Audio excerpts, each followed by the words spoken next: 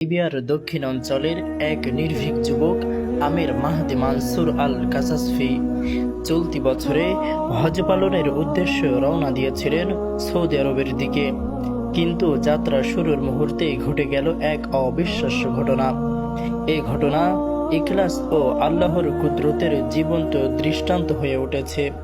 ইতিমধ্যেই সামাজিক যোগাযোগ মাধ্যমে আলোচনার কেন্দ্রবিন্দুতে পরিণত হয়েছে। ঘড়ির কাঁটায় ঠিক 12টা, দুপুরে হজ ফ্লাইটের নির্ধারিত সময়। আমির ছিলেন তার দলের সর্বশেষ হাজি, যিনি মিশর হয়ে সৌদি যাওয়ার জন্য ট্রিপলি বিমানবন্দরে পৌঁছান। কিন্তু এয়ারপোর্টে পৌঁছানোর পরই নিরাপত্তা কর্মকর্তারা তাকে জানান তার পাসপোর্ট সংক্রান্ত একটি সিকিউরিটি ইস্যু দেখা দিয়েছে, যার কারণে তিনি প্লেনে উঠতে পারবেন না। একটু অপেক্ষা করো, আমরা চেষ্টা করছি সমস্যা সমাধান করতে।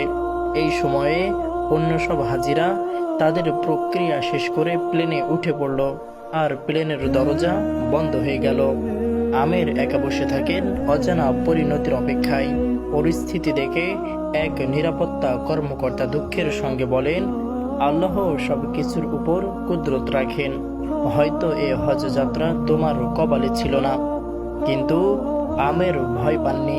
মুখে ছিল দৃঢ় বিশ্বাস ভরা জবাব, আসবে, আবার আসবে। আমার নিয়ত হজ, আমি অবশ্যই যাব। হঠাৎ খবর এলো প্লেনটিতে যান্ত্রিক ত্রুটি হয়েছে এবং তা ফিরে আসছে।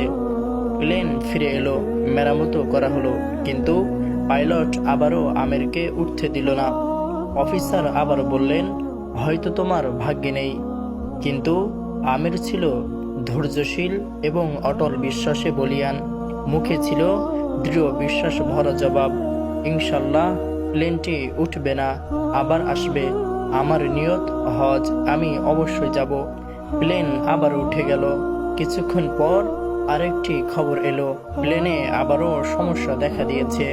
এবার মৌসুমী ঝড়ো আবহাওয়ার কারণে প্লেন নিরাপদে আবারও মাটিতে ফিরে আসে। তখন পাইলট নিজেই বলেন, ওয়াল্লাহি, আল্লাহর কসম, আমি আর উড়ব না যতক্ষণ না পর্যন্ত আমির প্লেনে ওঠেন। অবশেষে প্লেনের দরজা খুলে দেওয়া হয় শুধুমাত্র আমিরের জন্য, আর তিনি উঠে পড়েন সেই বিমানে। সৌদি পৌঁছে হজ পালনকারী এই যুবক একটি ভিডিও বার্তায় বলেন, আমার আনন্দ ভাষায় প্রকাশযোগ্য নয়। আল্লাহ তার কুদরত দেখিয়ে দিয়েছেন।